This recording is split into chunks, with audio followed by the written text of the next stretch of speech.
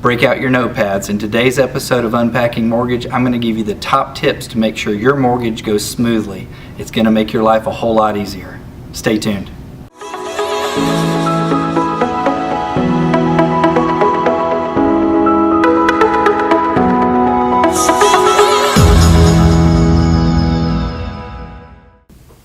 Do not change anything about your financial status. This is, your income, your job, how you're even paid at your job, or opening up new debt like credit cards or buying a new car.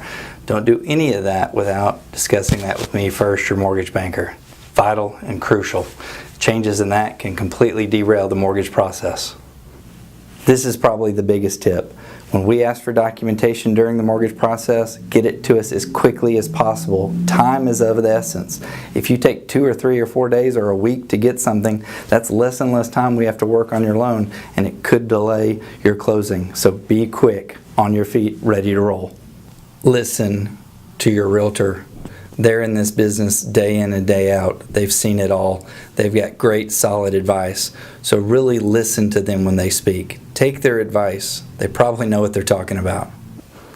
I would encourage you to save, save, save. You never know what's going to pop up. It could be new home construction. All of a sudden you need an upgrade. But I would encourage you during the mortgage buying process to save as much money as possible during that time.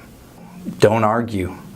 If something's been requested of you from our team, I'd get it to them as quickly as possible. Remember, they're advocates, I'm advocates working for you to get a loan closed. So if an item's requested, even if it sounds ridiculous, go ahead and get that item. We're asking for it because we need it. Now, if you don't know what to get, always ask questions to find out what is truly needed so you're getting us what we need.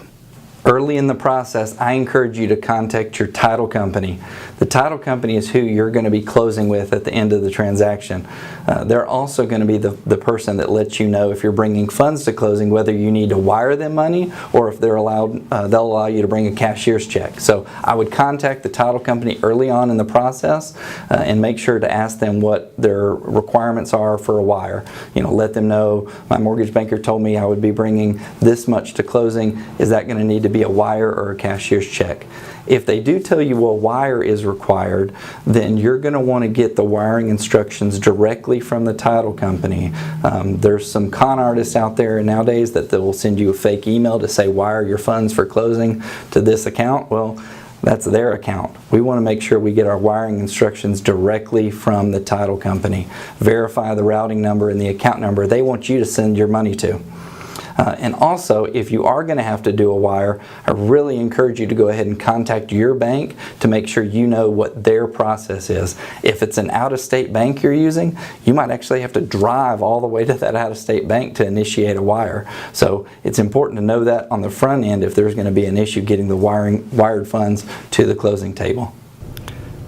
And the last tip, but certainly not the least, is to remember to